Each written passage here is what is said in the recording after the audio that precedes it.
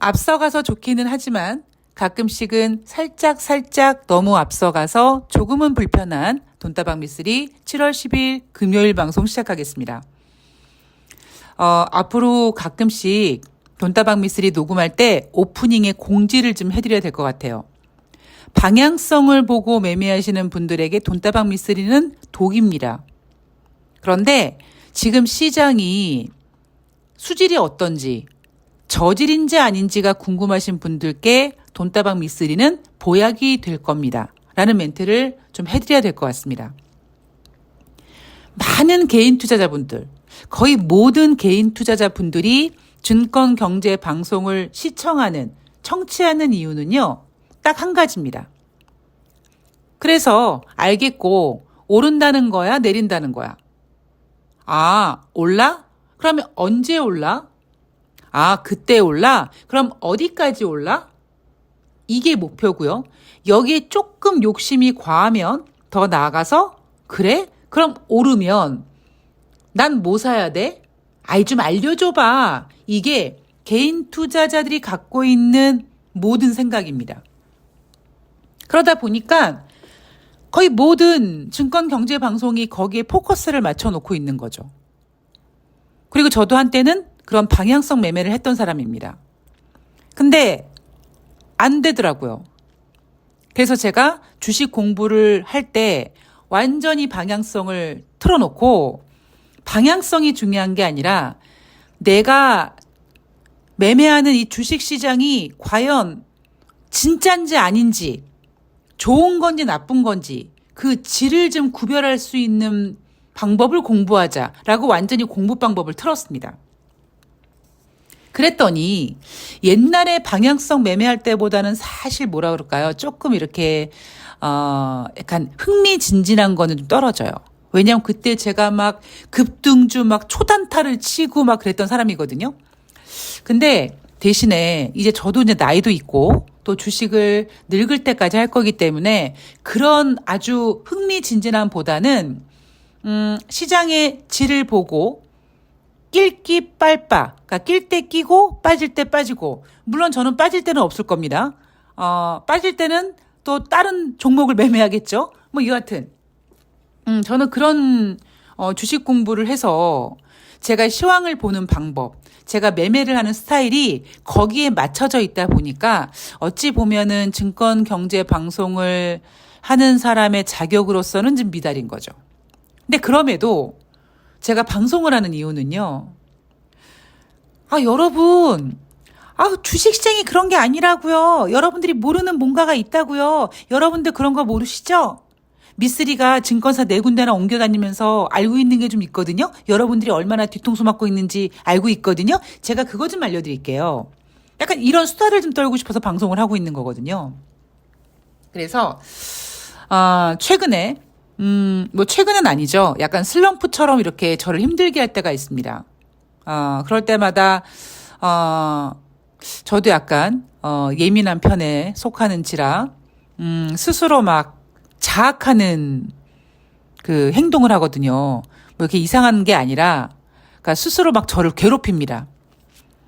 그래서 뭔가 좀 발상의 전환을 해야겠다. 돈다방 미쓰리를 하냐 마냐 이런 생각이 아니라 발상의 전환을 해보자라고 제가 요 며칠 동안 좀 고민을 해본 결과 딱 챙길 것만 챙기자. 자, 방향성 보고 매매하시는 분들은 돈다방 미쓰리 들으시면 안 됩니다. 특히 단순히 오른다 내린다가 더 의미가 없는 이유는 뭐냐면 여러분들 중에 옵션이나 워런트 같은 거 매매하신 분들은요. 내가 오르는 쪽으로 베팅을 했어도 그 만기가 다가올 때마다 시간 가치가 떨어지면서 오히려 그 상품이 더 하락하는 경우가 있습니다. 그래서 제가 방송 중에 종종 여러분 방향성이 의미가 없다는 얘기를 강조하는 겁니다.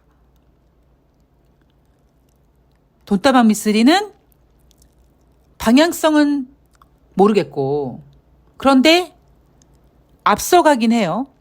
좀 미리 앞서갈 때가 있습니다. 오늘 제가 왜 미리 앞서가는 것에 대한 이야기를 오프닝에서 이렇게 길게 썰을 푸는지 7월 10일 수요일, 7월 11일 목요일 뉴욕 증시 마감 현황을 전해드리면서 자랑질도 좀 하고 어깨 좀 뿜뿜하고 해보겠습니다. 자, 우선 7월 10일 수요일 뉴욕 증시는요. 3대 지수 모두 1% 이상 상승 마감했습니다. 다우지수가 1.09, S&P 500이 1.02, 나스닥이 1.18% 상승했습니다. 자, 연합뉴스 마감 현황에 뭐라고 나와 있냐면 뉴욕 증시가 끝도 없이 오르고 있다라고 얘기합니다. 저는 물론 제가 어제 방송은 해드리지 못했습니다만 저는 비웃었죠. 인생이나 주식이나 한쪽 방향으로만 계속 가는 게 어딨어 라고 비웃었습니다. 자, 그리고 제가 수요일 방송에서 썸네일을 뭐라고 했냐면 제롬 파월 연준 의장이 상원에서는 조금 시장이 불편해하는 얘기를 했는데 7월 10일 수요일 하원에서는 상원에서보다는 조금 부드러운 언어로 얘기를 할 것이다 라고 썸네일을 떡하니 올려놨죠. 아니나 다를까 제롬 파월 연준 의장이 시장에 맞는 시장 입맛에 딱 맞는 발언을 했고 그럼 그렇지 하면서 3대 지수가 모두 1%대 이상 상승했습니다. 자, 미쓰리가 보고 있는 관점이 뭐겠습니까? 방향성이에요? 아니에요. 그냥 제롬 파월 연준 의장은 미쓰리 손바닥 위에 있는 겁니다. 자, 제롬 파월 연준 의장이 그 전일 7월 9일 날 뭐라고 했습니까? 뭐 우리는 단순히 더 좋은 어떤 인플레이션 데이터를 봐야 된다라고 얘기하고 금리 인하 시점에 대해서는 신호를 주지 않았다고 했죠? 그리고 뭐라고 했냐면 오늘 나는 향후 움직임의 시기에 대한 어떠한 신호도 보내지 않을 것이다. 뭐 이런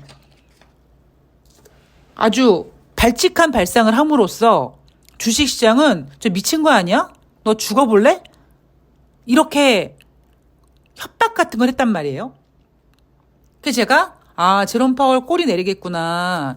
너 주식시장 빠지면 제롬 파월 너 때문에 빠지는 거다 라고 시장에 압박을 한다 라고 얘기했더니 아니나 다를까 제롬 파월 연준 의장은 미국 하원 금융서비스위원회에 참석해서 물가 상승률이 연준 목표치 2%로 떨어지기 전에라도 상황에 따라서 통화정책 완화가 가능하다라고 했습니다.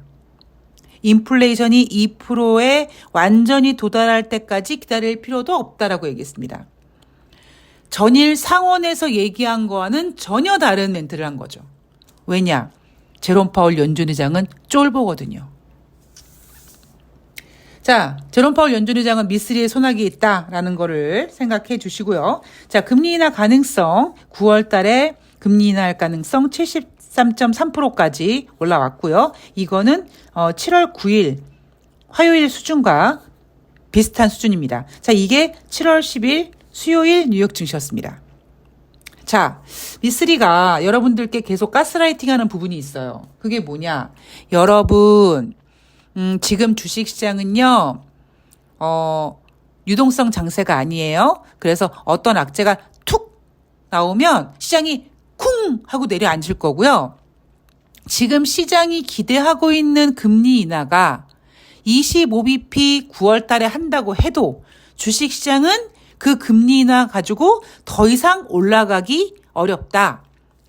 이미 주식시장은 금리 인하 기대감이라는 이슈를 땡겨서 다 꽉꽉 씹어 먹었고 이미 똥까지 쌌어요. 관심 없습니다. 오히려 지금 주식시장이 바라는 건 뭐냐면 야 9월달 니네가 25bp 금리 인하 해도 나 안 올라갈 거야. 그러면 빨리 미국 니네가 경기 둔화 경기 침체 인정해. 그러면 9월 달에 25bp가 아니라 50bp를 해야 될 것 같아 라는 이야기가 나오면 내가 그때 한번 올라가 줄게. 지금 주식시장은 금리 인하가 아니라 경기 둔화, 경기 침체를 기다리고 있고 가지고 놀고 있고 조금 더 세게 가지고 놀아서 금리 인하 가능성을 더 크게 혹은 금리 인하 폭을 더 확대하는 것을 기다리고 있습니다. 근데 지금 시장에 참여한 시장 참여자들이나 전문가들이나 오로지 뭐 하고 있습니까? 아이고 인플레이션 둔화됐네, 금리 인하 할 거네 이러고 있는 거예요. 제가 여러분 주식을 볼 때는 그리스 신전 위에, 구름 위에 그리스 신들이 이렇게 구름 아래로 인간 세상을 내려다보는 관점으로 봐야 된다라고 늘 말씀드리지 않습니까? 그러니까 그런 관점으로 시장을 바라보면 시장이 지금 어떻게 굴러가는지가 보인다니까요. 얼마나 멍청이처럼 지금 전문가들이 노래를 부르고 있는지. 자, 7월 10일 수요일 뉴욕 증시 3대 지수가 1%대 이상 상승하자 전문가들은 뉴욕 증시가 끝도 없이 오르고 있다라고 했다고 했죠. 그래서 미쓰리가 웃기고 있네. 인생이나 주식이나 한쪽 방향으로만 가는 거 없는데 라고 비웃었다고 하지 않았습니까? 자, 7월 11일 목요일 뉴욕 증시는요. 혼조세로 마감을 했습니다. 다우지수가 0.08% 상승, S&P 500이 0.88% 하락, 문제는 나스닥이에요. 1.95% 하락했습니다. 뭐 3%, 4% 뭐 크게 급락하고 이건 아닌데 다시 말씀드릴게요, 여러분. 시장은요. 지금 어떤 색깔인지, 질이 어떤지가 중요하다고 했습니다. 단순히 나스닥이 1.95%밖에 빠지지 않았다는 거에 집중하지 마시고 왜 이렇게 빠졌는지를 봐야 된다는 거예요. 그러자 그 전날 뉴욕 증시가 끝도 없이 오르고 있어. 에헤야디야. 제롬 파월 연준 의장이 금리 인하한다고 했어. 라고 흥분하던 애들이 갑자기 나스닥이 1.95% 빠졌고요. 이날 단순히 나스닥이 1.95% 빠진 게 중요한 게 아니라 분위기가 좀 이상했어요.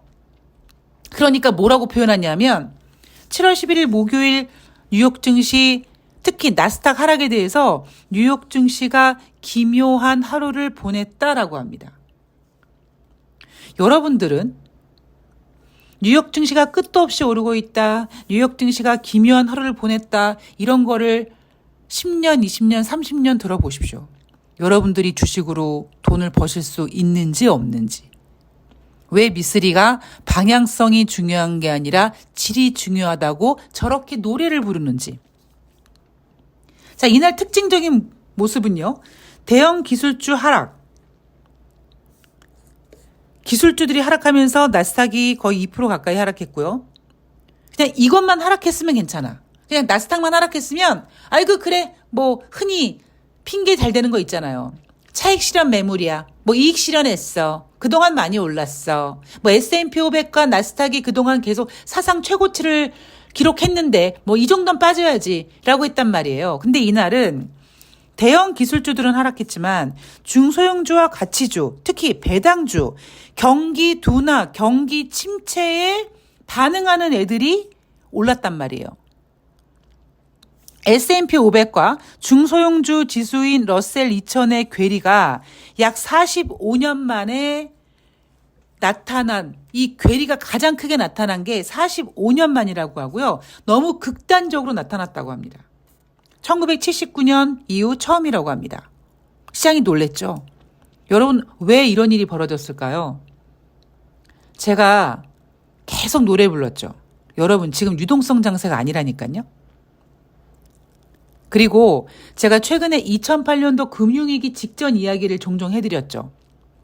2008년도 그 전에, 그러니까 2006년도, 2007년도 뭐 1억 부자 만들기, 무슨 뭐 아빠 펀드 만들기 해서 적립식 펀드를 막 만들어냈어요. 한 달에 10만 원씩 주식으로 펀드를 할 수 있다. 그러니까 증권사들이 미친 듯이 펀드를 팔았습니다. 제일 많이 판 곳이 미래에셋이죠. 그래서 제가 그때 대신증권에 근무할 때 아침마다 찌라시로 미래에셋 펀드 매니저들이 전일 어떤 종목을 샀는지가 찌라시로 돌 정도였습니다. 왜? 따라 살려고. 그러니까 그 펀드 매니저들이 총알이 두둑해지니까 처음에는 삼성전자 뭐 그 대형주들을 막 샀단 말이에요. 근데 나중엔 걔네들이 너무 많이 올랐어요. 그러니까 나중에 얘네들이 무슨 짓을 하냐면 포트폴리오에 담으면 안 되는 쓰레기 종목들조차 담습니다. 왜? 돈은 계속 들어오고 있고 더 이상 우량주는 못 살 것 같고 그러니까 말도 안 되는 쓰레기 종목들을 막 담았죠. 그러다가 리먼 사태가 뻥 터졌습니다. 이게 의미하는 게 뭐냐면요. 제가 순리 타령을 많이 하잖아요. 뭐든지 어거지로 막 억지로 내가 내 그릇이 아닌데 막 오버하면 그냥 다 망가지는 거거든요. 오히려 그때는요, 제가 2008년도와 지금 비교하면서 여러분, 그때도 막판에 엉망진창이었다가 그나마 리먼 사태 터져가지고 물갈이가 된 건데 지금은 유동성 장세도 아니라니까요. 그냥 올라가는 거예요. 미국은 대선 때문에 오르고 대한민국은 정신줄 놓고 올라가는 거예요, 지금. 제가 커뮤니티에다가 뭐 외국에서 뭐 대한민국이 위험스럽다라는 기사 내용을 내놨다 뭐 이런 이야기를 갖다가 쭉 그 커뮤니티에다가 캡처해서 올려놨는데 여러분들은 지금 뭐 대한민국 경제가 안 좋고 나라가 걱정돼 뭐 어쩌고 하지만 그럼에도 불구하고 코스피가 3,000포인트 되길 바라고 있다라는 거예요. 말도 안 되네니까요. 주식이 경제를 선행한다? 안 통한다고 얘기했습니다, 여러분. 지금은 굉장히 인위적인 지금 힘들이 많이 시장에 작용이 됐어요.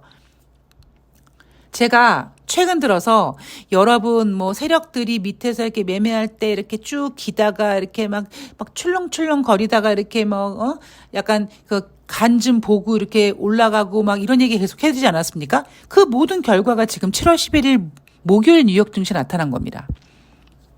전문가들은 뉴욕 증시가 기묘한 하루를 보냈다라고 얘기하는데 이거 기묘한 게 아니라 당연한 겁니다. 자, 그럼 전문가들은 이러겠죠. 에이, 이날 대형주들은 조정받고 중소형주와 가치주 배당주가 올라가고 이렇게 그러니까 흔히 얘기하는 순환매야. 개소리 남발하는 거고요. 그래서 투자자들이 순환하고 있다. 즉 전문가들이 투자자들이 순환하고 있다라고 하는 이 얘기는 뭐냐면 결국 계속 떨어지진 않을 거야. 그러니까 기술주 조정받고 배당주 올라가고 또 배당주 조정받고 뭐 기술주 다시 반등하고 굉장히 아름다운 주식시장이 될 거야라는 얘기를 하고 있는 거예요. 이거 언제 나온 얘기인지 아십니까? 2008년도 금융위기 직전에 나온 얘기라고요.